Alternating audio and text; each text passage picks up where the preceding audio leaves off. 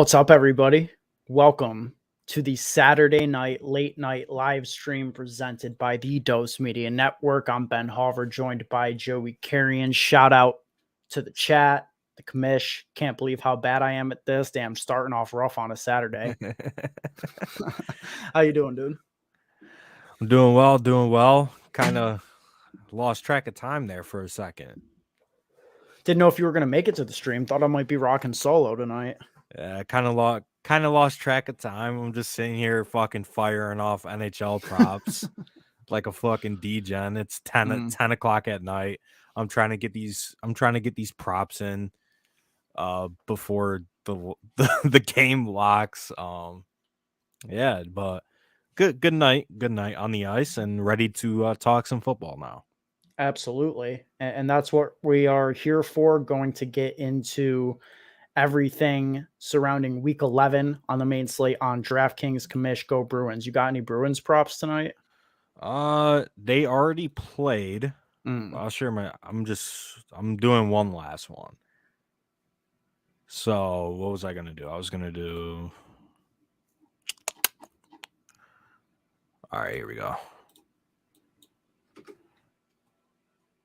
This is what I have. All right. Fiala, a lot of just round robining with these NHL picks, but this is what I have if anybody wants to tell. A lot of Kevin Fiala. Love the Fiala under tonight. Some NBA, little 6-legger that I got going. Some other ones that I hit already. Can't believe you didn't play Nico. I should have. That was a huge L on my part. Literal huge L. Yeah. So solid night. But all right, time to talk some DraftKings. All right, that's what's up. What up, Mr. Torian, regular listener, watcher, viewer, the homie. All right, quarterback.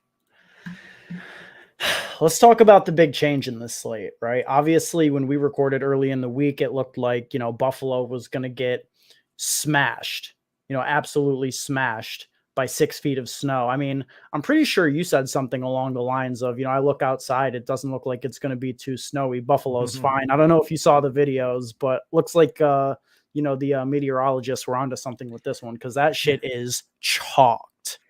Absolutely chalked in Buffalo right now. But as a result, and there's no snow in Rochester. Yeah, that's the crazy part. None. That's what I'm saying. Like, we got no snow. I mean, it's cold. It's like 25 degrees outside, getting a little chilly out. But we got literally like 1 inch of snow. Meanwhile, Buffalo is fucking covered, and the players had to have their neighbors help them get out of their houses and shit. But yeah, that game obviously got moved to Detroit, which shakes up the slate from when we talked about it on the Wednesday pod. And it's looking like you got to play Josh Allen now in cash. You have to. I agree. This spot is just too good for Josh Allen and the Bills. I mean, this is a team with revenge on their mind, right? They've dropped a couple of games that they realistically should have won. And now they get a dome game against a terrible, undermanned Cleveland secondary. I mean, I think Josh Allen's going to go absolutely nuke tomorrow. Yeah, I mean, obviously Josh Allen is the best play on the slate. Shit. I think in cash games, you're playing Josh Allen for sure at 8,500. The conversation before Josh Allen opened up was obviously, do we play Justin Fields or Daniel Jones / Mariota? But now I think with Josh Allen opening up, Justin Fields only being 900 less than Allen, I mean, it's a clear-cut mistake if you play Fields above Josh Allen, in my opinion.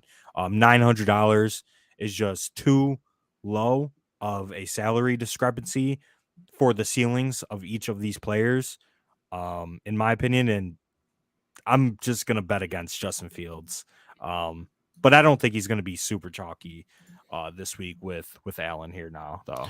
No, I mean, I think it actually brings Fields and I like Mooney, and we can get to that a bit later, but I think that it brings Fields stuff more into play for tournaments because he won't be quite as chalky anymore. And, conversely, you're getting the discount, which does help more so in tournament builds. But yeah, cash games, 900, you find it for Josh. You have to, I think, this week. And it definitely takes the cheaper guys out of play as well. I mean, I think, like, is there an argument to be made in punting it off to somebody like Daniel Jones this week with high priced values at running back? You know, Saquon Barkley looking like one of the best plays at 8,900. Steph Diggs now projecting extremely well in the dome, 8,300. I mean, you could jam both in if you play somebody like Jones or Mariota. But I mean, what do you think about, you know, punting it off this week at quarterback? Does Josh Allen's availability take that out of consideration for you? Yeah, I think it does. I mean, the cheap quarterbacks are just so weak this week, in my opinion. Mariota, obviously, in one of the highest total games. Still don't love that. He's not good. The Falcons want to run the ball. Don't think he's in play. Daniel Jones looks okay, but we talked about that on Wednesday. His ceiling is just super low. You know, he only has 2 games with over 20 DraftKings points on the season. This offense wants to run through Saquon Barkley. They don't have the pass catchers on the outside, especially with Wandale dealing with an injury. Kenny Galladay, I mean, is a non-factor. So they're going to be starting like Richie James, Marcus Johnson, and Darius Slayton on the outside. I think that ultimately just limits Daniel Jones' ceiling. So you're not paying down even on a slate like this where there's little to no value whatsoever. But Josh Allen is just projecting as the best quarterback in a dome, you know, Lions Field, optimal fantasy football conditions, and he's in a smash spot against this Brown secondary. I don't think you fade Josh Allen in cash. In tournaments, yeah, obviously you could fade the highest owned quarterback, but even then that looks kind of bad with the options that we have on the slate. Yeah, and I mean, this is going to be a fucking home game for the Bills, dude. They sold like something like 56,000 tickets in the 2 days since they announced that it would be moved. Like, Bills fans are traveling for this. I mean, I don't blame them. I would want Bills to fans get travel out of well. that tundra. Yeah, I mean, we know it. We know it. It's facts. So, I mean, this is going to be a great spot for the Bills. I mean, I'm going to be betting on the Bills tomorrow. I think it's a great spot all in all. So, Josh Allen for cash. I think we can leave it there. In terms of tournament pivots, what's grabbing your interest this week? I mean, not much, to be honest. Concise pool, I think. Yeah, there's not many games that I love. I think my favorite tournament pivot would be Jalen Hurts, and just targeting another quarterback in, you know, a controlled weather environment in Indianapolis in a dome. $300 less than Josh Allen. I don't think anybody is going to play Jalen Hurts tomorrow. I think that he has obviously good stackable options in AJ Brown and Devonta Smith, and the injury to Dallas Goedert condenses the targets even further, in my opinion, onto those guys. I don't think you could double stack at all any team, just with the context of the recent slates and how DraftKings literally gives us no room to work at all. So I think this is just the skinny stack situation, but I love Jalen Hurts to AJ Brown or Jalen Hurts to Devonta Smith this week. And then you can obviously bring it back with Pittman, who you mentioned on the pod, or Paris Campbell, who's going to be a little bit chalky this week at 4,300. Even better, Jonathan Taylor, I think, is my favorite bring back for Eagles stuff. Oh, I mean, yeah, Jonathan Taylor is once again my favorite tournament play at running back, but that gets a little out of hand just in terms of price if you're playing Hurts, JT, and like AJ Brown, let's say. Yeah, I mean, no, the only way you can get it off is if you subscribe to my hot take of the week, which is that, you know, Philly's looking around the league, seeing everybody run the Philly special, and they want to bring it back. And they've got just the player with Goddard out, Tyree Jackson, former quarterback at UB, going to come in. They're going to rock the Philly special, and he's going to pass them to Jalen Hurts, 2,500. Lock it in. No. Yeah, no, that definitely will not happen. And you're right. That's my biggest problem with Eagles stuff this week is that they're just so goddamn expensive. If you're playing Hurts at, 82 and you're playing AJ Brown at 8K, it gets real tight there. What up, Ricky? Shout out to you, buddy. Glad you're here. So other tournament quarterbacks that I'm interested in, like I said, I'll play the guys that we were considering for cash early in the week without Josh Allen available. Like I would play Justin Fields in tournaments this week. I would play Daniel Jones in tournaments this week.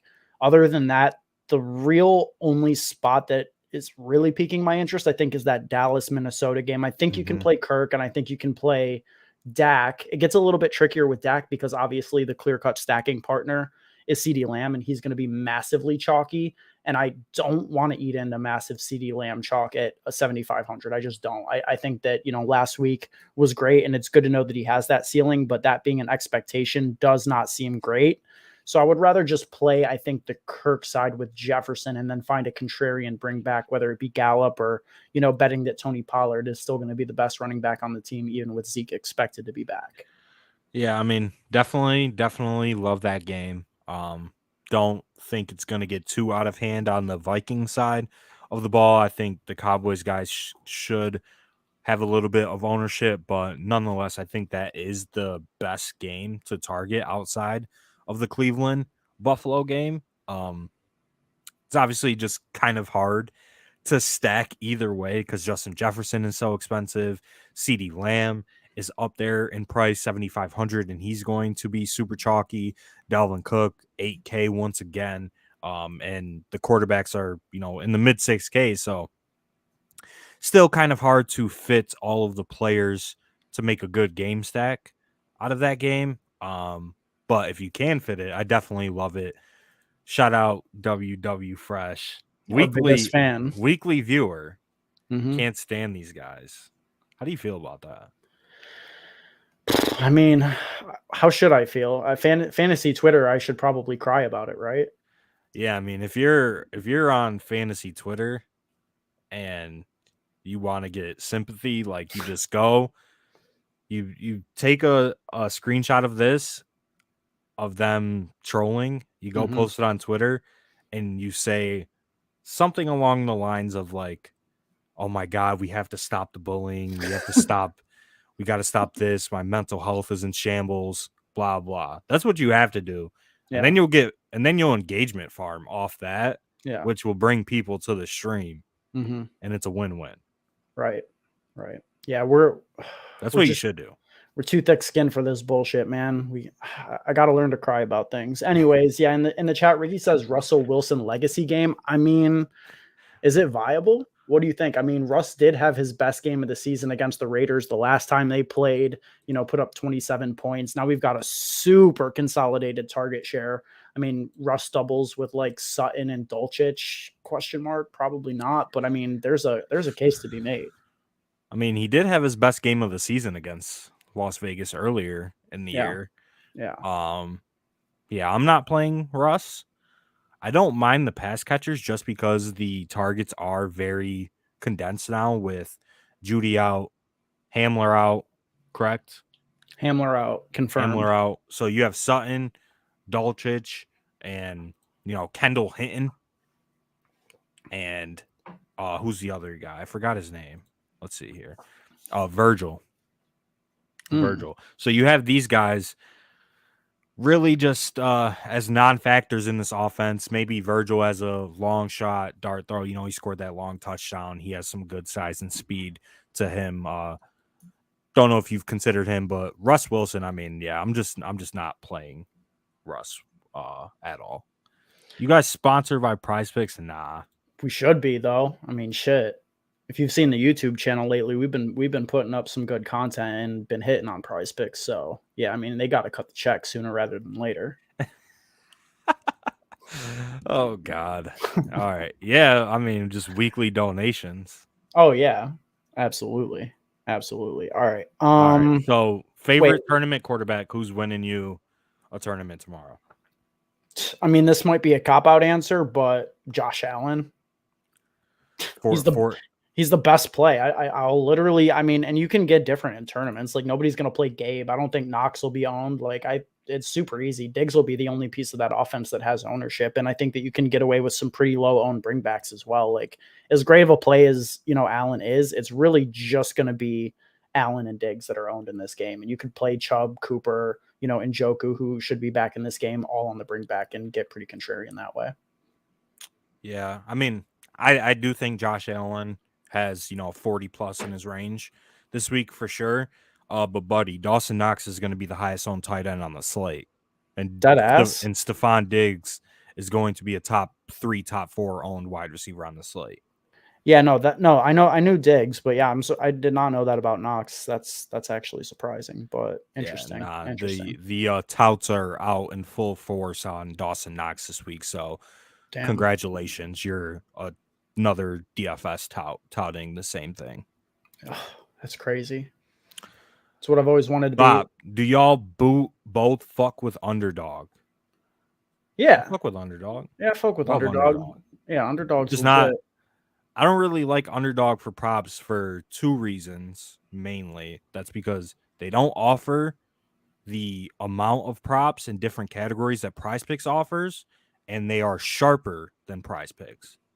Better lines and less selection, right? Like they're never going to give you like target lines and stuff like that the same way that Prize Picks does. Exactly. So I think for those 2 reasons, Prize Picks, if you're playing props, should be your main DFS prop site that you use, just for the selection.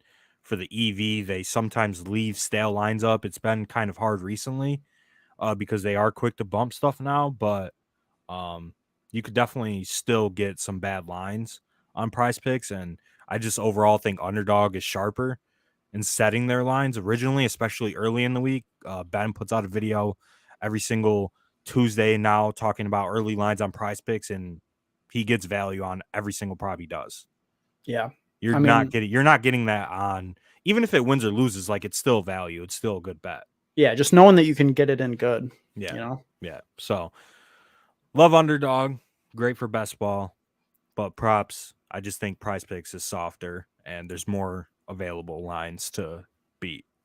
Yep. Totally agree with that. How many times you guys win the Millie? Oh, brother. If I won the Millie Maker, I wouldn't be on the stream. Yeah, I mean, 100%. No, I probably would. No, I'd still stream and whatnot. Like it'd be, obviously we'd have more viewers and it'd be more fun, especially with the chat and whatnot. But yeah, I'd definitely take a vacation for sure. Yeah, I mean, the only difference is we'd be streaming from Bora Bora. I mean, I was listening to some old pods, just seeing some takes that we had, good or bad, just to see like where we were and how we ended up. And one of the things we talked about was a Bora Bora vacation. You remember how that shit cost 70 grand for a week? I do remember because we were like legit looking up prices and shit. But like funny. planning our after season vacation after Ben ships the Drafters Best Ball tournament after I ship a Millie Maker. Well, just to inform everybody, that's neither of those things are probably happening. Nope. So absolutely not. CeeDee Lamb or Justin Jefferson GPP. I would say J Jeff. I mean, CeeDee is going to be twice as owned, if not more, and Justin Jefferson's ceiling is significantly higher. All right. You want to talk about some RBs here?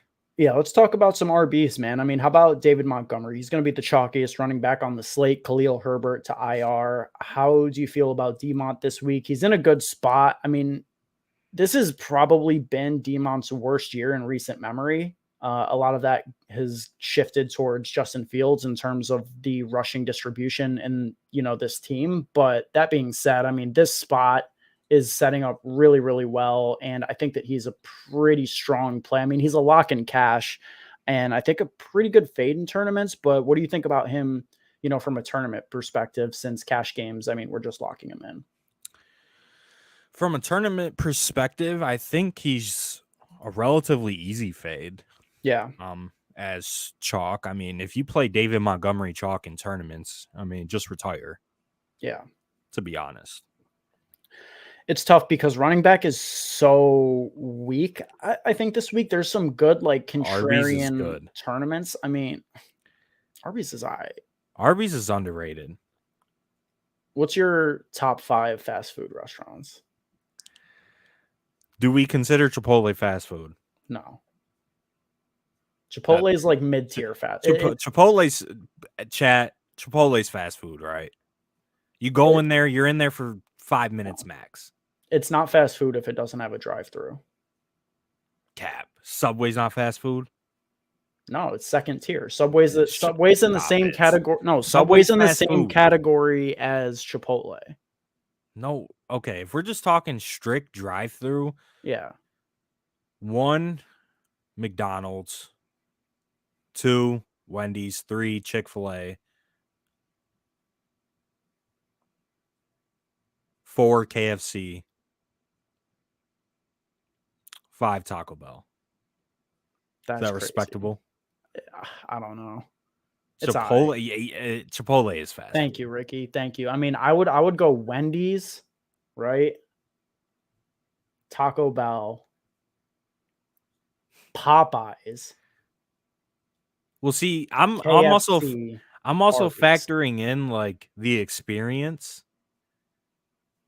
Chipotle is fast food. If you go in and you get food, if you get your food within 2 minutes, that is the definition of fast.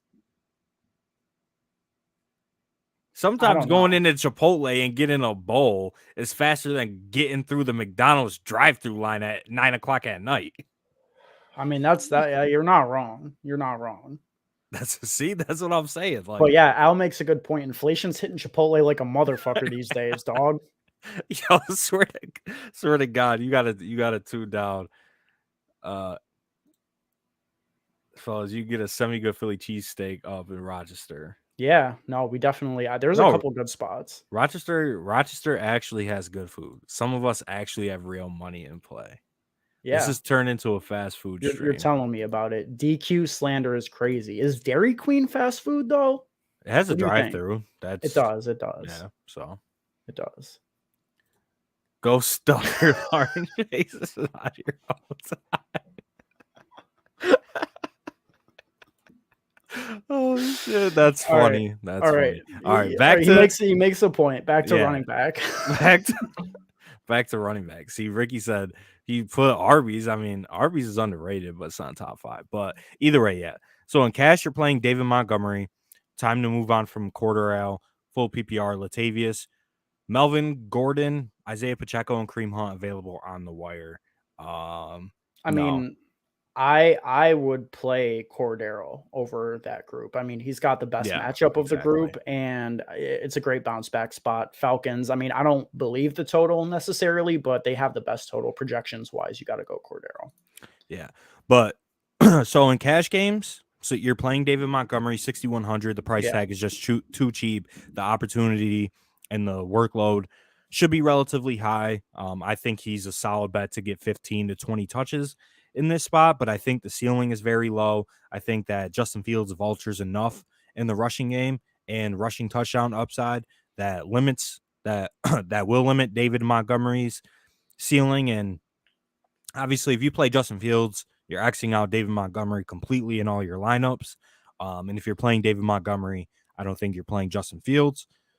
But I just think his ceiling is super low. And at 6,100, he's not even projecting that well. He's not even projecting as that good of a running back value. But we need some value. Yeah. And he is the cheapest of the in-play running backs. So David Montgomery, 6,100. You're locking him in cash, fading him in tournaments. Some other cash running backs that I like. I think Dameon Pierce is still in play, 6,500. Pretty much the same spot as he was in last week. And, you know, the conversation is still the same. Dameon Pierce is a, you know, volume running back with limited upside due to the offense that he's in and the touchdown expectation just being very low on a week-to-week basis, but still have to consider him at 6,500. I think Ramondre's okay. I don't love Ramondre this week at 6,700. Tougher matchup, but at home should have a pass catching role. But Damian Harris is back. I'm a Damian Harris fan. I think that Damian Harris and Ramondre on any given week are splitting the backfield, but Ramondre gets the pass catching stuff. And then the other running back that I would consider in play for cash personally would be Josh Jacobs at 7,500. I think Josh Jacobs is a very good play this week. Just don't know if you're going to be able to fit him. No Barkley? No, I love Barkley, 8,900. I don't know if you can play Barkley just because of the price, just because of Diggs projecting really well now. You could stack him with Josh Allen. You get the correlation there. Saquon Barkley hasn't had many ceiling games, in my opinion. I guess it really just depends on what you consider a ceiling game. I consider like 30 plus out of a player like Saquon Barkley. And as you can see here, he's only hit that one time, and that was in week 1. Just not enough reception upside this year. Even though True. if you look at the Giants roster, you would think that they would give Saquon the ball more in the passing game, but he's not, he's not Austin Eckler or CMC or Kamara. Yeah. He's going to get you 2 to 3 catches, but at 8,900, I don't think he's a must, but he is a very good play. And Ricky brought up Brian Robinson. Do you think you can go to Brian Robinson in cash, 5,300 in the nut spot? I don't know, man. It's tough because Brian Robinson, I mean, he should get 20 plus touches against Houston. It's really solid. I just don't think I trust it, in cash games. I think that you could play either of the two, Washington running backs in tournaments. I think they're both interesting. I actually prefer Gibson. Like, give me 15 touches out of Antonio Gibson over 20 to 25 from Brian Robinson any day of the week. And especially when you consider some of those will be receptions. JD McKissick now out for the year. So, Gibson figures to be, having a stranglehold on the pass catching work out of the backfield. So I do like Antonio Gibson a little bit this week, more so than Brian Robinson, but I think you could play both in tournaments. Definitely wouldn't go there in cash.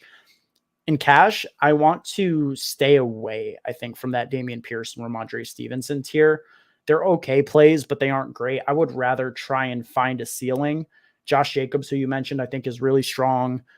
He should have a boosted role in the pass game. We've seen his target share be pretty decent at points this year without Hunter Renfrow there, without Darren Waller there.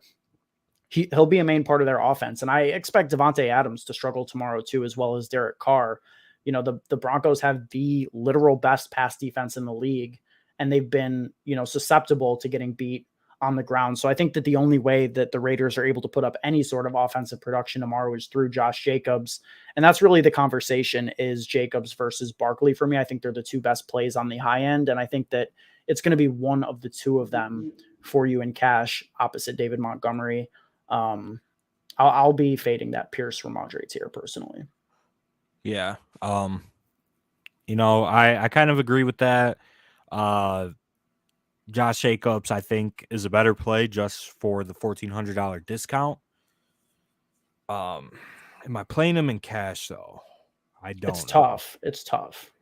I don't know. Gonna be a sweat for the Millie winner to crack 200 this week. Yeah. But Josh Jacobs, 7,500.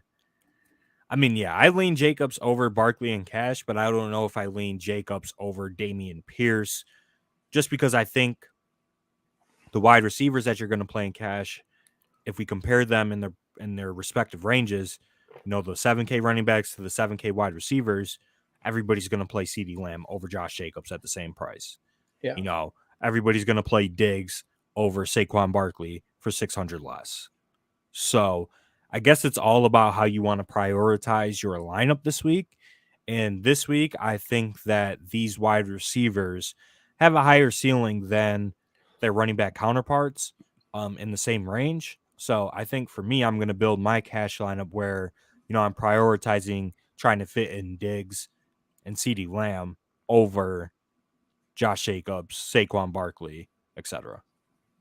Now, the wide receivers are better than the running backs at every price point, right? Like that's kind of the point that you're getting to.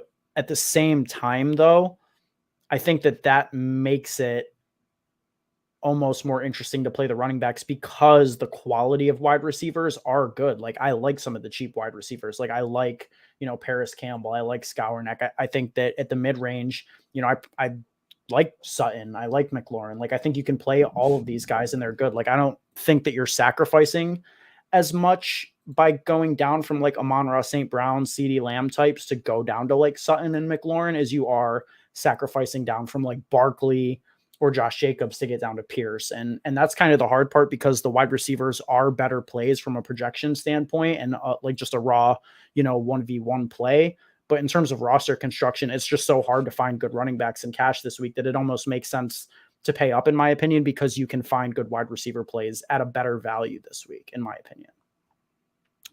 Yeah, that does make sense for sure. It's just, I guess, it's how much you actually think Josh Jacobs is better than Damian Pierce. Like, how much better is he of a cash game play? Like, is he a priority? Like, is Josh Jacobs to Damian Pierce the same amount as CeeDee Lamb to Sutton? Or CeeDee Lamb to Terry McLaurin? The projections would have you lean that the wide receivers are a bigger discrepancy. But I mean, I don't think that sort of incorporates the fact that Josh Jacobs has multiple 30-plus point games in his range, and I just don't think Damian Pierce does. Yeah. No, I agree with that. Definitely a tough decision from a lineup construction standpoint. I think ultimately,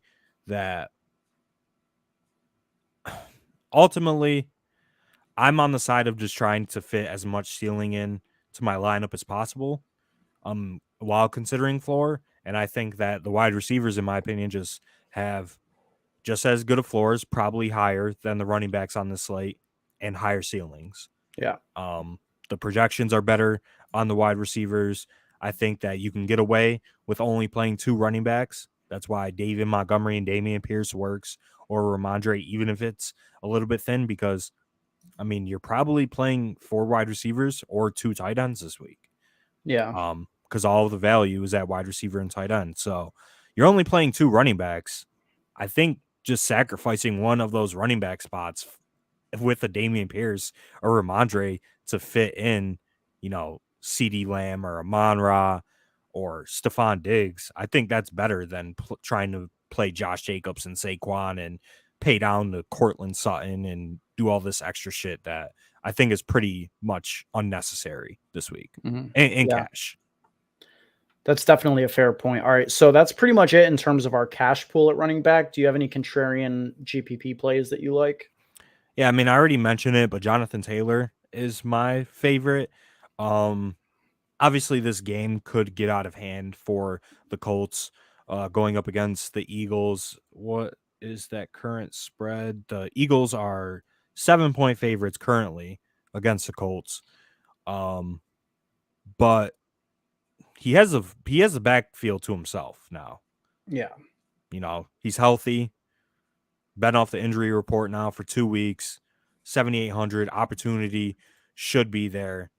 Eagles' run defense hasn't been great over the last few weeks, and I think that he's just a good straight line pivot off of, the Josh Jacobs chalk, Joe Mixon, who's actually going to be a little bit chalky this week. I think he's a good pivot off of those guys, and he's my favorite tournament running back play once again. But I do love the Antonio Gibson call. I think Antonio Gibson is going to be in the Million Maker winner.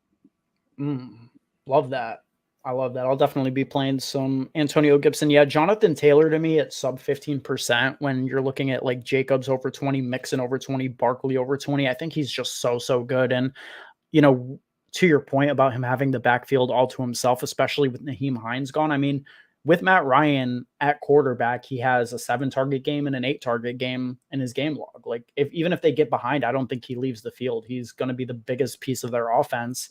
And at home, Eagles coming off of a disappointing loss on a short week. Like, I think there's a lot of reasons to like Jonathan Taylor. He's an absolutely phenomenal play in every way for tournaments this week. And that is kind of it. I just don't see myself getting too crazy. I just know that I won't play David Montgomery, and I do want to have a lot of JT, but, mixing in like JT Barkley or JT and, a Washington back, I think makes a ton of sense this week. And Nick Chubb as well is going to be one of my favorite plays because as I'll be playing into the Bills stuff. If you fade Diggs and, play something like Gabe and another ancillary piece, or even with Diggs and Chubb with cheaper wide receiver value, Chubb does have the highest ceiling on the Browns is in terms of a bring back, like just raw ceiling. He's the one who has it. Washington showed last week the best way to beat Phillies on the ground and out of Hurts' hands. Correct. Yeah, absolutely. So definitely love the JT. Who'd you just mention? Sorry.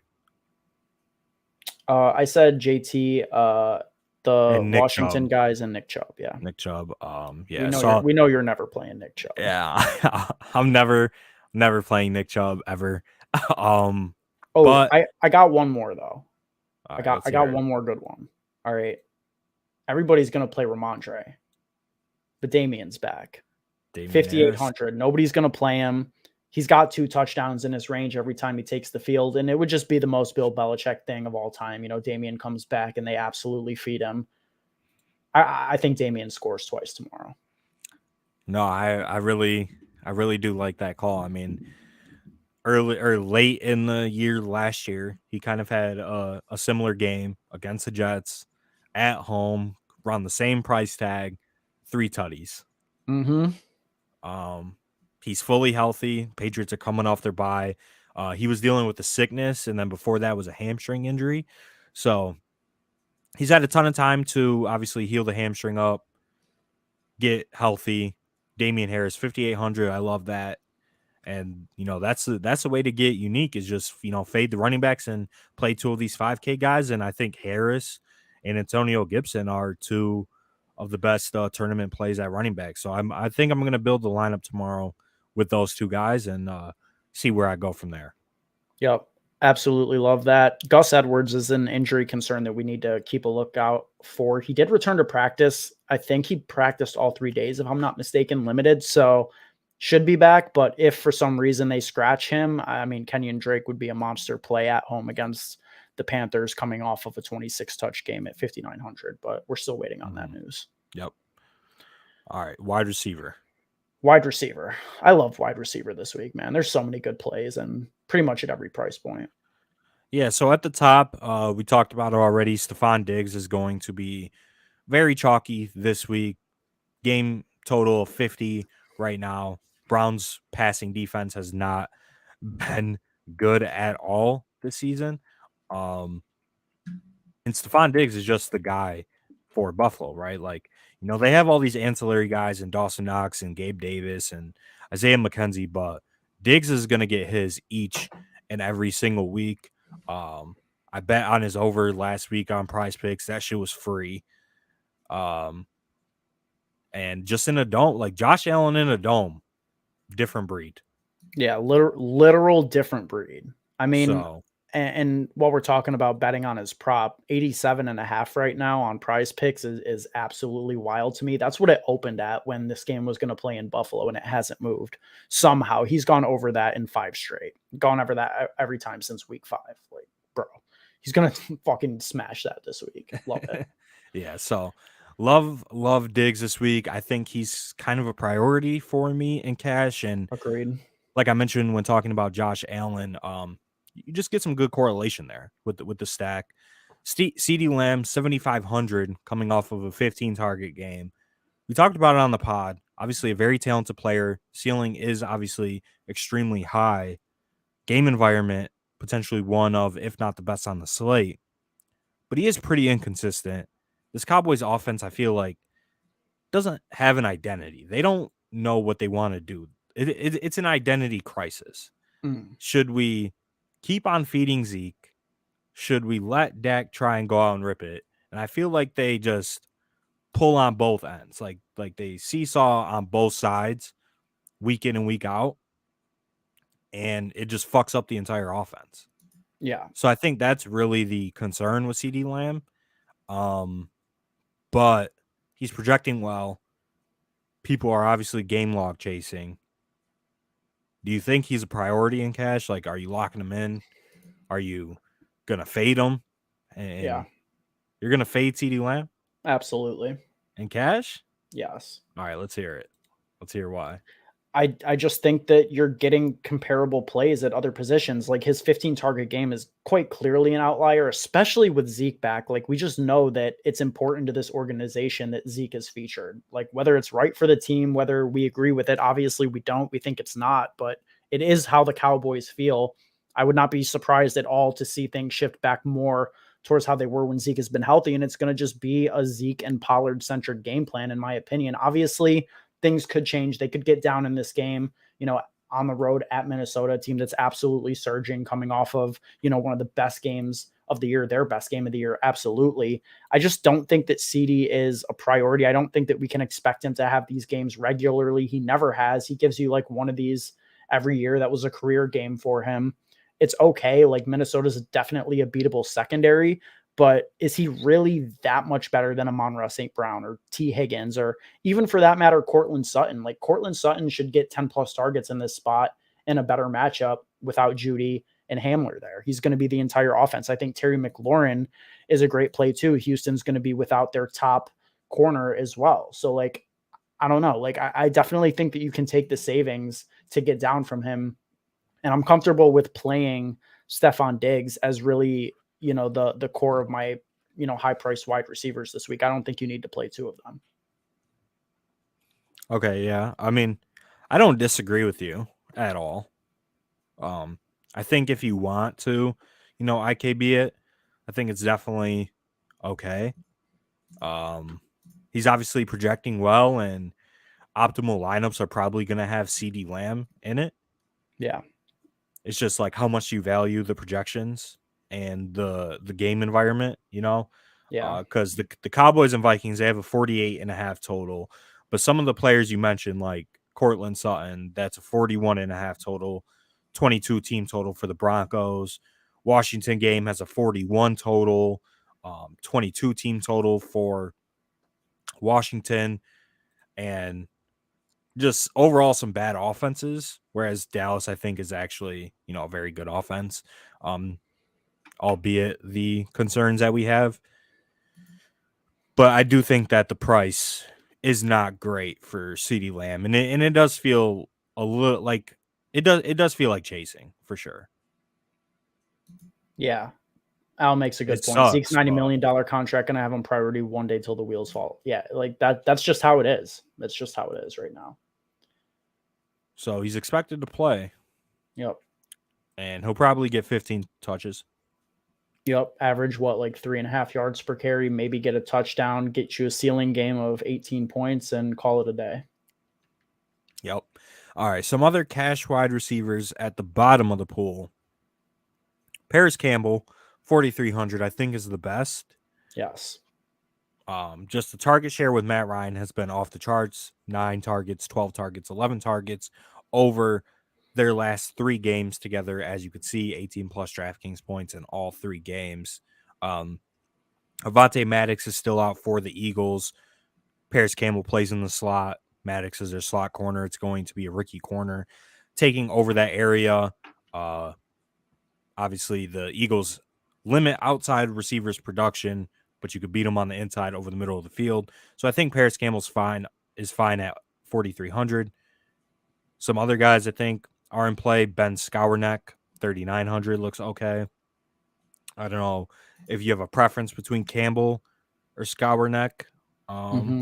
Which one do you prefer? Campbell, definitely. Campbell.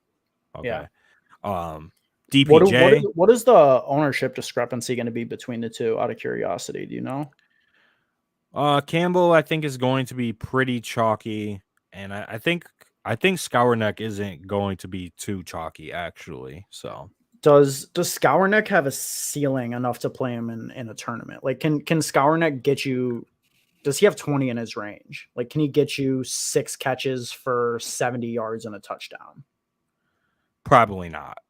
Yeah, probably not. I mean, so that's tough because, yeah, I'm looking at the ownership here. If Campbell's going to be 20 and Skowronek is going to be 5, like I would want to pivot to Skowronek for the cheaper price tag and better ownership. But I actually do think that Paris Campbell can get you 20. I mean, he's done it already this season, and I just don't know that Skowronek has that in him. But I think the spot sets up really well for him. Saints are definitely beatable in the pass game, and Skowronek should literally just slide right into the slot there with Cooper Kupp out. I mean, Robinson, Van Jefferson, they're not going to play in the slot. So I could see him and Stafford building on the chemistry they've already shown. And I don't think he's bad for tournaments. I just don't know how great it is. Yep. I totally agree with that. DPJ 4,600 is projecting okay. I think he's a solid play at this price point. Garrett Wilson at 4,900. You mentioned him on the podcast. I think he's fine against the Patriots. Corey Davis is still out. They're moving Elijah Moore into the slot. Garrett Wilson has just been a total alpha this year. I think he's still a little too cheap.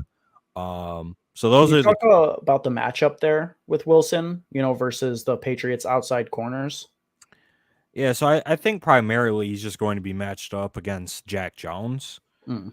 And obviously I don't really know how the Jets use their wide receivers. Like, do they put Garrett Wilson in the slot? Whatever I just said, they want to use Elijah Moore in the slot now, because that'll be Jonathan Jones. Right. And I do think Jonathan Jones will match up better against Elijah Moore for sure. So I do think Garrett Wilson goes up against Jack Jones, Marcus Jones, Miles Bryant. Wilson plays about 37% of his snaps in the slot, which is decent. So he'll get moved around a little bit, but he should, not be shadowed or anything like that, obviously. Yeah. So don't mind Garrett. Obviously the concern is the Jets offense going into New England against Bill Belichick. Don't love that, but individually, I think Garrett Wilson is okay. Other than that, there's not too many cheap wide receivers that I love. Rookie side, Kendall Hinton season. Kendall Hinton is stupid cheap, I believe. No, he's more expensive than that. Oh, he's more 3,600. Yeah, you can't play Kendall Hinton at 3,600. Maybe if he was the min, but DraftKings is literally not going to let you have a min price wide receiver that you can consider this year. It's just literally not happening. Thoughts on A-Rob? Dust, chalked. I don't know. I mean, it's actually probably not that bad. Let me look at his ownership real quick. I mean, Allen Robinson. Let's do a little gander. Okay, 3%. 3%. Can we get away with that? I don't know. You know what? 3%. I'll play him in a tournament lineup. I'll play him in Kamara as two pretty, relatively low owned pieces. Yeah, I'm not playing Allen Robinson. No fucking shot. Other than that, there's not too much I love. I don't love anybody in like this low 5 to mid 5K range for tournaments. Just think that the floors are pretty low. The ceilings are pretty low with all of these guys. I don't know. Do you have any interest in like the DJ Moore, Deontay Johnson tier, Michael Pittman, Devonta Smith, Gabe Davis? I mean, Gabe Davis, absolutely. I'll definitely play some Gabe in terms of tournaments with the Buffalo stuff. I'll play Tyler Boyd a little bit too in tournaments. His matchup looks really good this week. Cooper, I think, is totally fine in terms of like bringing back on Bill stacks. Probably wouldn't want off him though.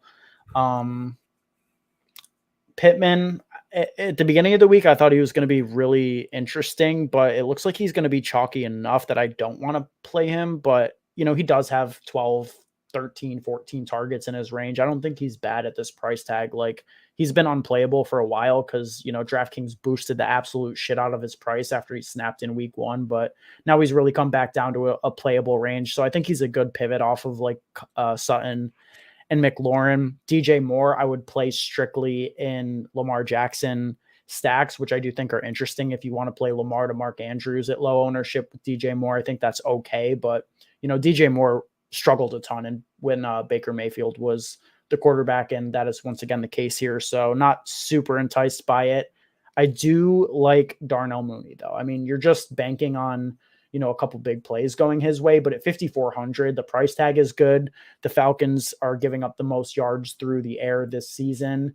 And, if you're playing a Justin Fields tournament team, I think Darnell Mooney is absolutely the stacking partner there.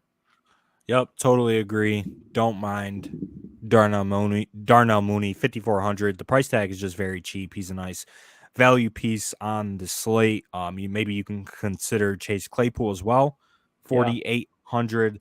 But I think my favorite would be DPJ in this range at 46. Especially if we're projecting the Bills to score a ton of points. I think that the Browns are going to have to pass to keep up. Maybe you get a little bit crazy, play Isaiah McKenzie at 4,400 as a nice loan contrarian piece. say your Josh Allen plays, but I think the range of like Chris Olave, T. Higgins, Tyler Boyd is the range that you kind of want to get to at wide receiver for tournaments. I love T. Higgins this week. I think Chris Olave is a very good play, and they're just going to be low owned. So I think just because of the ownership, these guys are very good tournament plays. Higgins and Olave, their ceilings are extremely high, and maybe you Yeah. could throw in Gabe Davis in there as well as 6,300. Definitely, man. I'm actually, I didn't know that Higgins was going to be solo owned. Like, I thought he was going to be closer to like 20, but I guess all that ownership in that range is getting sucked up now by CD and Amon-Ra and, people paying up for Diggs now. So, yeah, if Higgins gets lost in the shuffle, he's literally such a good play. Your thoughts on Nico Collins, 4,100, got 10 targets last week. Brandon Cook's status is what? Fine? Yeah, he's going to play. Yeah. Nah, I don't think so, man. I mean, I hope it works out because I have a literal shit ton of Nico Collins in best ball. So, I mean, prayers up. If he smashes, I'll be happy, but it ain't going to be in my DraftKings lineups. What if this Washington-Houston game shoots out? I think it could just go absolutely nuke. Davis Mills, Taylor Heineke, just like back and forth, put up 50 plus. You never know. Yeah, you never know. You never know. I don't know. I mean, I've literally made worse plays countless times, so I wouldn't hate it if somebody made that in tournaments. It is very fair. You've made some bad plays over the years. Yeah, I mean, pretty much every week. Same. All right. Tournament winner. Oh, who do you have to play at wide receiver to win a tournament this week?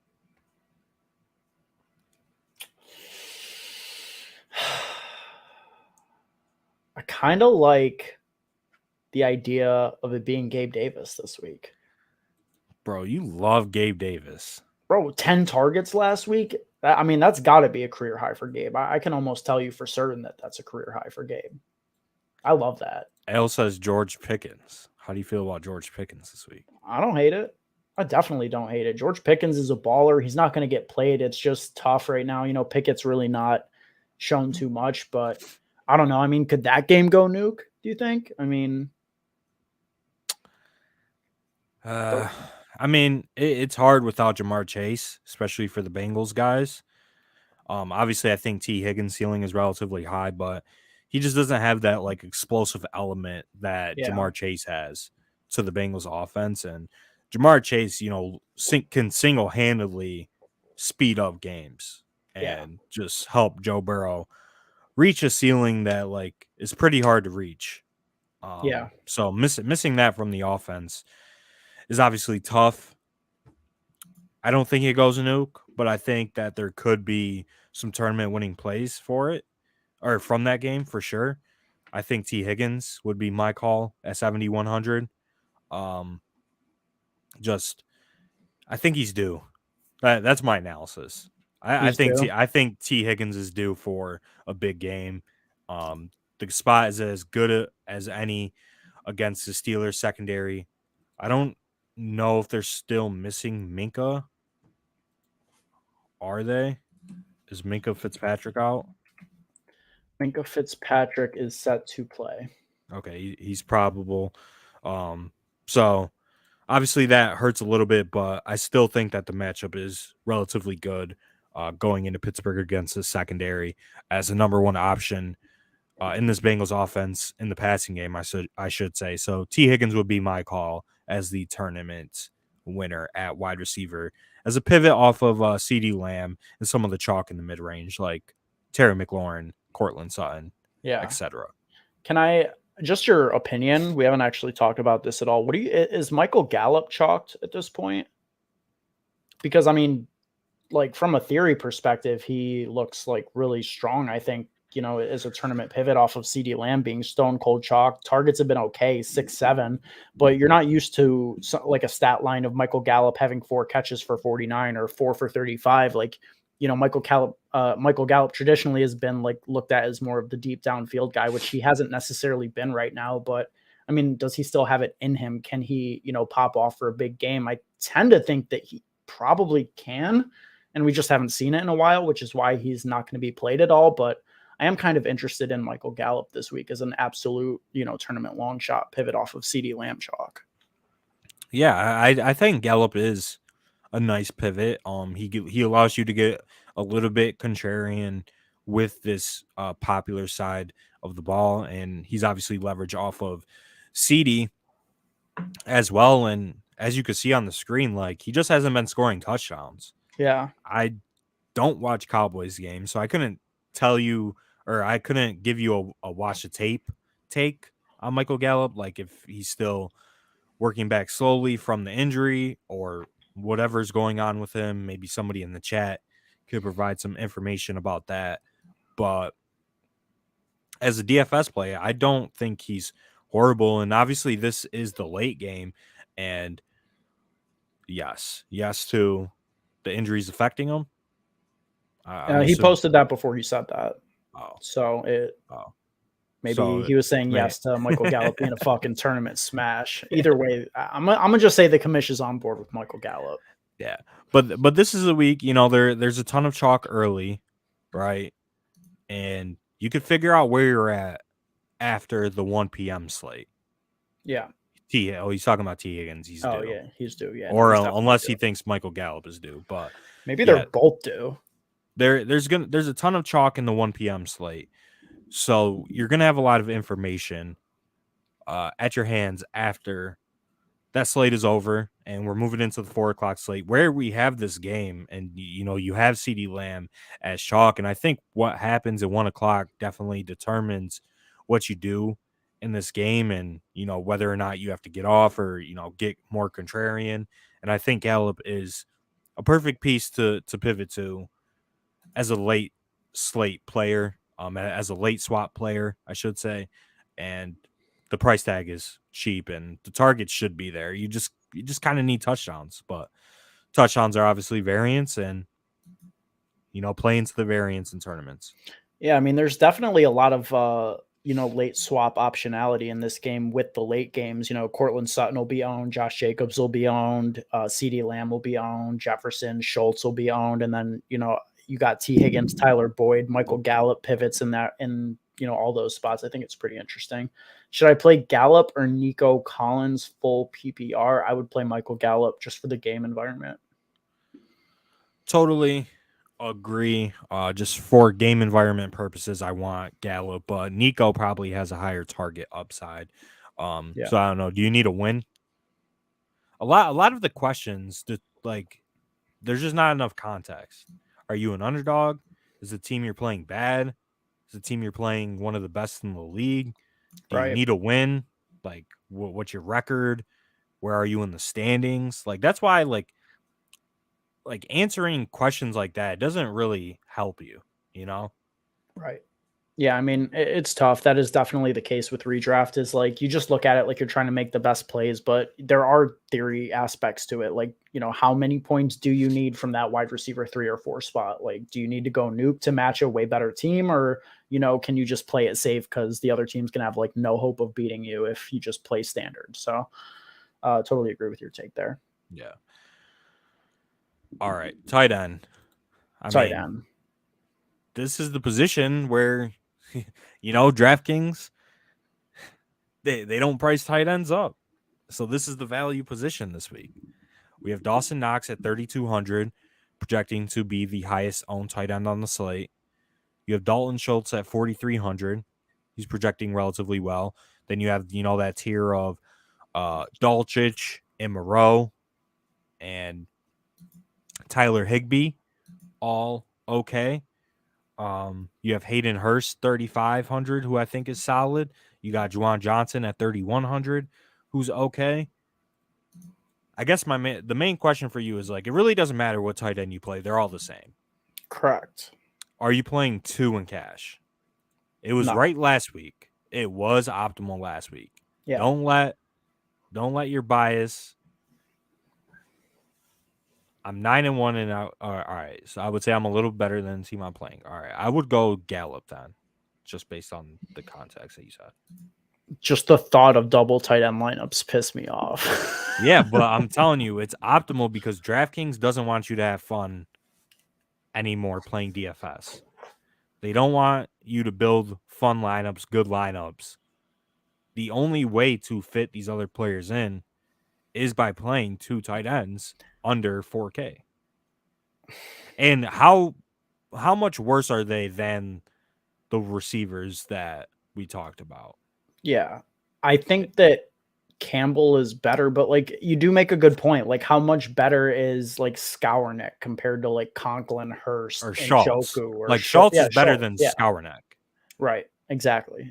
No, so I mean that is fair, but like you probably don't want to be playing 2 players from that price range, right? Like that doesn't seem like it's going to be the build this week, is it? I mean, I think it is. I think you're going Really? to have to Really? play multiple of these guys. Especially, I mean, Diggs, chalk. Allen, chalk. CeeDee Lamb, chalk. Yeah. David Montgomery, chalk. Joe Mixon / Josh Jacobs / Dameon Pierce, chalk. Yeah. How are you fitting all those guys in? Yeah, I mean you're playing not 2 tight ends. No, you're getting off of CeeDee Lamb for the 10 targets that you'll get out of McLaurin or Sutton and, doing it that way. I mean, that's what I'm going to do. But listen, that could change. That could definitely change. I think that, if Mark Andrews gets ruled out, then Isaiah Likely is a phenomenal play at 3,600. I would be a lot more susceptible to doing that. I just can't stomach it, man. I just can't stomach it. Maybe I'll lose again to double tight end, but I'm willing to take that bet that more often than not, playing double tight end is not going to work. Yeah, I mean, I think bias may be affecting you right now.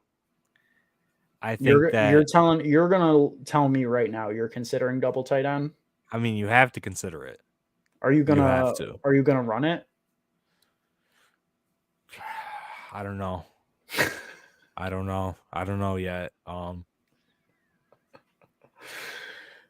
if you run double tight end this week, I'm looking forward to the Monday review podcast. I am looking so forward to that.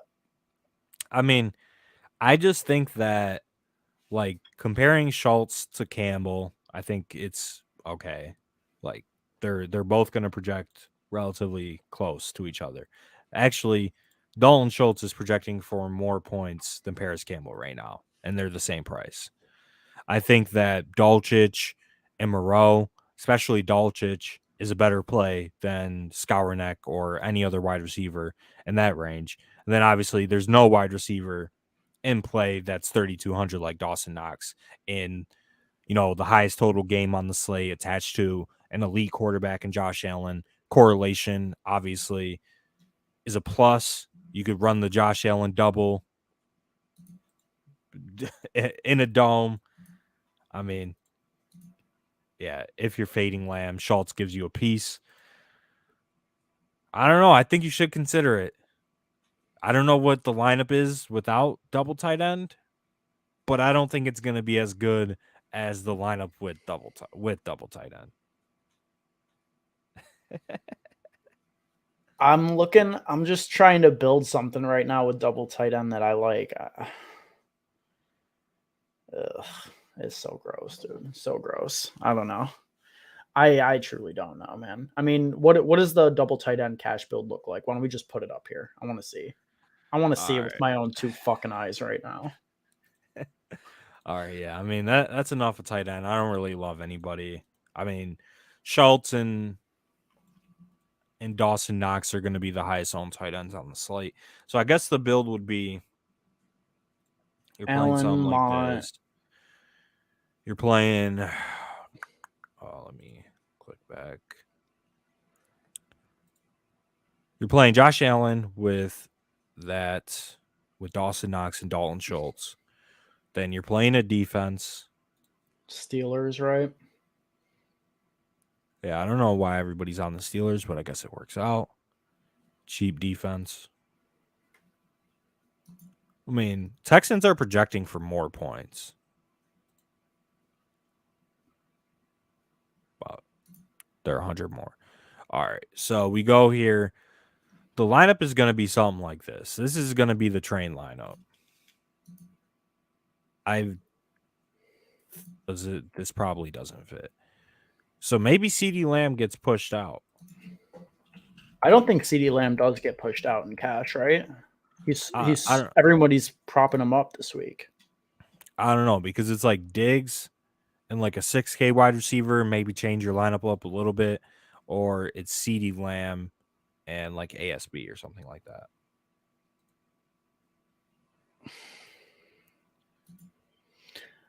I mean, so with that lineup, or maybe it's like something like this. Let me see. Let me change this up. It's like no, wait. No, what am I doing? It's Diggs over Amon-Ra. Oh yeah. That's what I was gonna do. And then like I don't know. It's a tough week to build lineups, bro. I mean, so with that specific team that you have on the screen, like what I'm looking at is like you would sub Jacobs for Pierce, and then you could play. Oh wait, no, I'm chopped. Yeah, I'm totally chopped. I mean, you could play like Diggs, Garrett Wilson, Terry McLaurin Instead of Campbell. Yeah, but I like Campbell more than Wilson, so I wouldn't even do that. I don't know. It doesn't look good to me, to be honest with you. Yeah, so it's gonna be like it's gonna be it's like. I mean, you could maybe get up to like Mixon or some shit, or I don't know.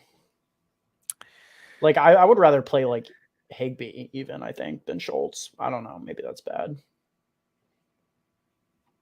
I think that's bad. I mean, Tyler Higbee is just, I don't know, disgusting. Yeah. No. Is there a way to play? I guess it's playing two cheaper tight ends. I mean, like Knox and like Dulcich or Moreau. I mean, how do you can't fit that though with Diggs, Lamb? Yeah, no, you would. Yeah, no. I don't know. That shit is ugly, bro. I'm sorry. That shit is disgusting. Yeah, I mean, these are the 2v2s that decide cash games every single week on DraftKings. Yeah. Is Fields chalk? He's like secondary chalk. I wouldn't expect it to be crazy. I think you're looking closer to 10% than Higbee is not 15, him. He is not him. You know who's him? Who? Who is it? I don't know. Should I drop Godwin for Rashad White? I mean, there's no way that Chris Godwin's the worst player on your roster. There's no way. I mean, yes, you should be absolutely picking up Rashad White, but there's got to be somebody else you could drop than Chris Godwin, dude. Literally, if you're in a one quarterback league and you have two quarterbacks, drop the quarterback. If you have two defenses, drop a defense. None of those are helping your roster, especially in redraft. Especially if Rashad White is still available and you could pick him up right now. Like, fuck yeah. I don't know. Do you have two quarterbacks? Baba Booey? Do you have two defenses, two kickers? Are you a little fishy? Stafford only throws to white people and Cup is out. Can't fade Higbee. Do you believe in the Stafford is racist narrative? Absolutely not, and I would know. I've spent many years supporting Matthew Stafford, as you can see on my shirt here. I have two QB. Yeah, drop a quarterback. Yep. Drop a quarterback for Rashad White, not Chris Godwin. Right. But yeah, this is like the cash lineup. Obviously, you can't play this exact lineup because it doesn't fit. But these are the players that are going to be very chalky this week. Lineups are going to look something like this with a couple one Brady and Mahomes. Yeah, I would drop Tom Brady. Yeah, Brady's on the waiver wire 2 weeks ago, dog. You got to get him off that team. Yeah, no, because I mean Brady this season has no value, and you're never playing Brady over Patrick Mahomes. So unless you could trade him off for, maybe a Patriots fan or a Bucks fan or a Tom Brady fan in your league, like just drop him, bro. He's providing no value to your team. And that's what you want. You in redraft, especially moving forward with playoffs coming, every position should be providing some type of value to your team. Or potential value, somebody who could eventually step into a major role. which obviously like Rashad White, for example, like, you know what I mean? You guys sold my buddy a lineup once. It didn't cash. Tough scene. Can I give one tight end shout out for tournaments real quick? Yeah. Other than Tyree Jackson. No, it is David Njoku. I mean, I think it was maybe 2 years ago that we had a sick run of playing guys who were coming back off injury and they all continually smashed. It couldn't have been last year because I didn't smash any weeks on DraftKings last year. So it definitely must have been two years ago. But I mean, this spot is great for Njoku. Bills are weaker in the middle of their defense. And I think that Njoku, I mean, he's been a top tight end this season when healthy. I absolutely love him this week at 3,900. Great bring back for Bills stuff. Yep. Don't mind Njoku at all, for sure. All right. We went through every position. Bears a good defense to start this week. Yeah, I don't mind the Bears. I don't think so. I would rather play a team that's going to pass the ball more. Like you want a team that's dropping back a lot to give yourself opportunities for sacks and big plays on the defensive side of the ball. So a team that's going to just literally try and rush the ball every single, play that they can is not a team that I'm going to be targeting. Yeah. I mean, from a theory perspective, for sure, definitely agree. But, how many other good defenses are there going to be on your waiver wire? I'm sorry. I didn't realize he was talking about redraft. I just literally shot into DFS mode. Yeah. Redraft is fine. Bears are fine in redraft. Okay. But yeah, I mean, defense, I don't really have any thing to say about defenses on this slate. Just play the contrarian ones. Don't play the chalk. So don't play the Steelers, or let's see who else is going to be chalk. Steelers, Saints, Texans. Just stay away from those defenses. Play the Patriots at 3,700 against the Jets. Now what you got to do is pay up for the Cowboys. I mean, they're not even that expensive, 3,200 against the Vikings, and just bank on a totally realistic opportunity of Kirk Cousins failing against one of the more, tough defenses in the league. I love that. Yep. Not a primetime game though. Not a primetime game. So obviously Kirk's like bust potential is down, but I mean, at the end of the day, it is still Kirk Cousins. Yeah, absolutely. So yeah, I don't mind that. All right. You think Andrews will start tomorrow or likely? All evidence is pointing towards Mark Andrews, but we definitely have to keep an eye on that. I don't think we'll get an answer on that until 11:30 a.m. Eastern tomorrow, unless we get a surprise Schefter-Baum tonight. Yeah, because if Mark Andrews is ruled out, likely Isaiah Likely on the slate. Yeah, Isaiah Likely at 3,600 is the best tight end play on the board for sure. Bears and Falcons game about to be starting in the fourth quarter as teams hit halftime. Yeah, I mean, I wouldn't doubt it. I would not doubt it. All right. I mean, tough slate. It is a tough slate. I think we covered a lot.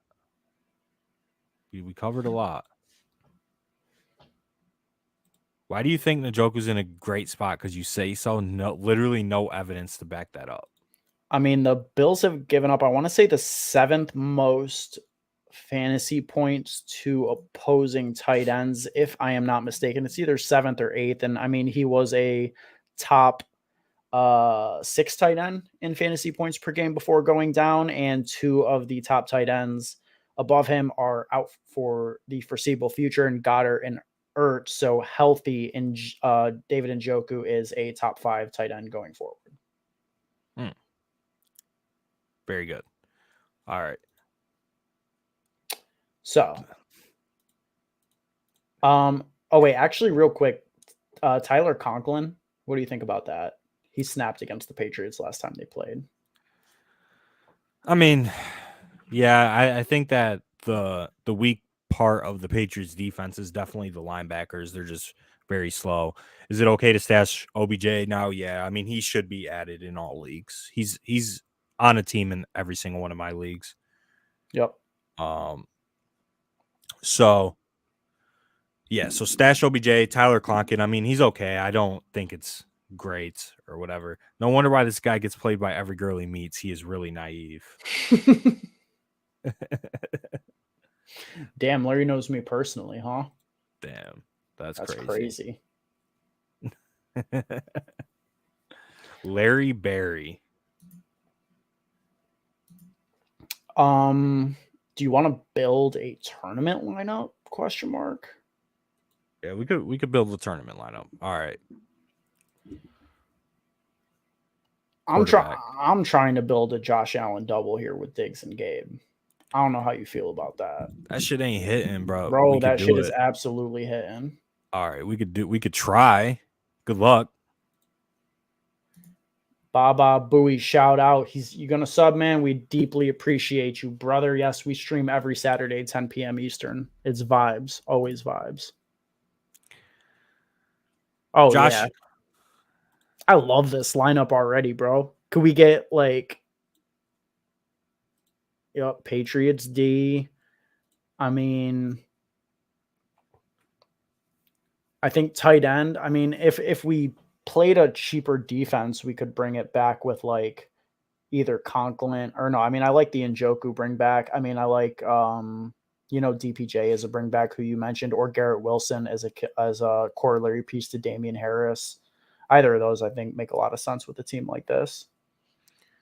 Yeah, I think Njoku is probably the play, in my opinion. Unless we just play like a one-off tight end and Dulcich, and we play DPJ as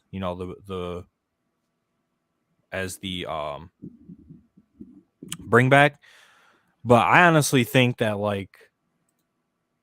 we just single stack with a bring back. You think so?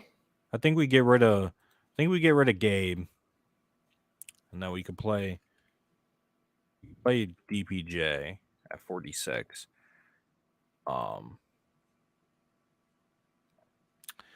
And then so that gives us a little bit more flexibility. And then what are you thinking at for wide receiver for this next spot? I mean, I want to get nuts with Gallup or something like that. Gallup or Mooney, two guys that I really like in that price range that fits this build. Slayton, I mean, it could be Godius week, easy, some shit like that. 4,500 for a flex if we play Michael Gallup as the one-off. I mean, don't hate it. Obviously, we have flexibility right here with defense 3,700. We could, go down a little bit there and get up to Garrett Wilson or Mooney or we could just play the Commanders defense. Yeah. Against Houston. Correlates with Gibson. With Gibson, yep. And then, I mean, you got Godius there. You got Garrett Wilson to correlate with Damian Harris, and there you go. I would do Garrett Wilson.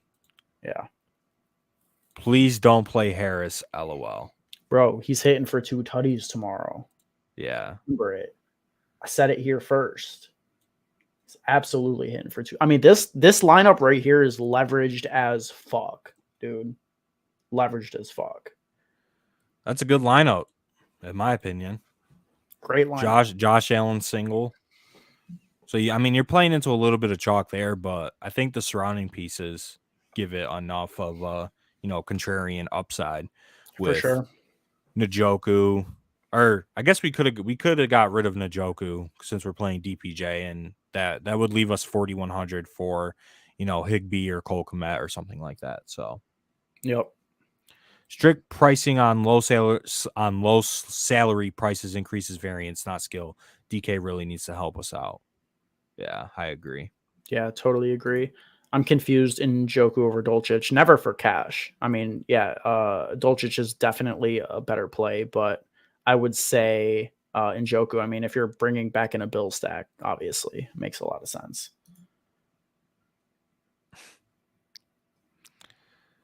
These guys literally have no clue. You have no clue what you're doing, Ben.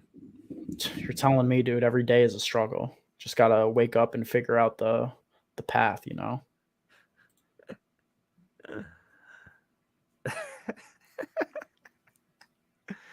Oh God! Shout out to Larry. A nice shout out to Larry, the homie, one of our just number one fans. no. It's somebody that we know. It's their burner account. I'm sure. That's all it is. I'm sure. Not idiots. Lamar Andrews stack. I love that stack. Love it. Absolutely love it. You obviously just need a ton of points with Lamar being 8,400 and Mark Andrews being 6,800. Like you probably need them to both score 30 plus on this slate, especially when you compare Lamar to Josh Allen. He's only $100 more or $100 less, I should say, than Josh Allen. Mark Andrews would need to separate from the tight end field in a meaningful way, especially at 6,800. But I think that's too cheap for obviously a player of Mark Andrews' caliber. And on Prize Picks, I don't know if you saw, they put a Baker Mayfield over half a touchdown prop up. Did it get taken down? I don't think so. For real? For real. You mean like a rushing touchdown? No, a passing. Oh. Half a passing touchdown. Oh. I mean, that's Can we fair. see a Vikes and our Cowboys individual or game stack, please? We could try a Cowboys game stack. Sure. What side do you like for quarterback more? I mean, Dak. So this would be a spot where Gallup makes sense once again, right? Because you're probably playing CD, but you don't want to play CD and Schultz. They're going to be way too chalky, right? So you'd probably double it with, CD, Gallup. I mean, I think Jefferson's the bring back now. I mean, it's you're pretty up there at this point, but it looks like this would be sort of the route that you're taking.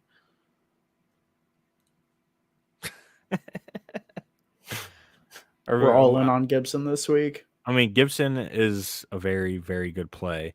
But we could try and make something else work if you like another running back. No, but we definitely have to get cheap. No, Gibson's fine. We just got to find another running back that's not Damian Harris just to switch things up. I get a lot. I mean, if Gus Edwards is out, like Kenyon Drake, 5,900 would be one of my favorites. Definitely.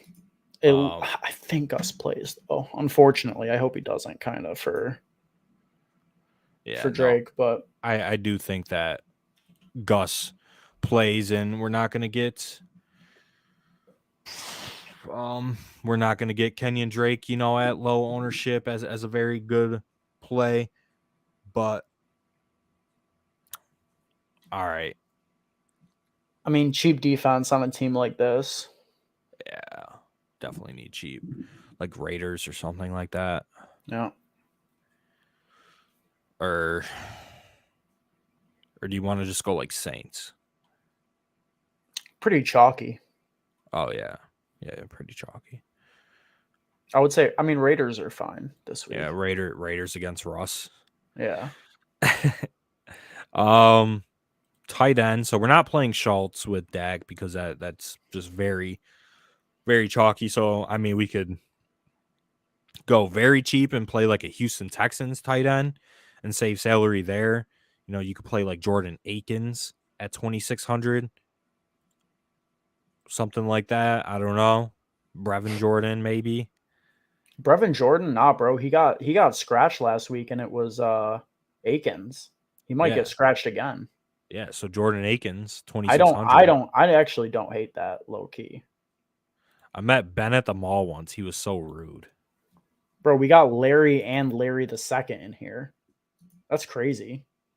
Multiple Larrys. It's Larryception. Hudson. Commission saying Tanner Hudson, 2,900. Sure. Absolutely not. I would. Oh, wait, no. Oh, I'm sorry. No, I'm totally read that backwards. Yeah, Elijah Mitchell for sure.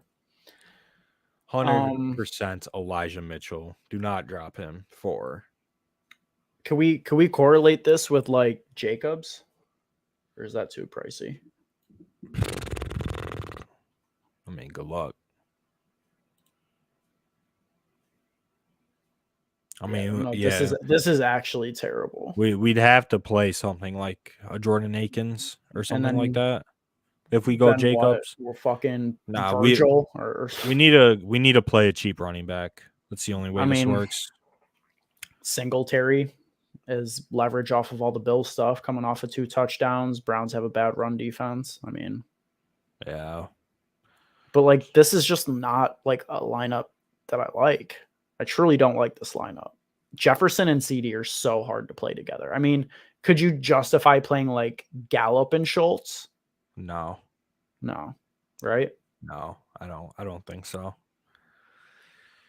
Hmm. I mean, yeah, it's just tough to build a lineup on either side. I mean, I think more optimally you play the Viking side maybe and just single it with Jefferson. Bring it back with Gallup and X CD out, or even take Gallup out and just Jefferson CD Kirk yeah, type of stuff. I don't know. something like It's that. tough. It's tough. I mean, I guess like Jefferson is pretty contrarian. Gallup is. Gibson is. I mean, David Montgomery would be the play. Or I mean, no, CPAT. What are we doing? 6,200 against the Bears' run defense. Yeah. I hate it.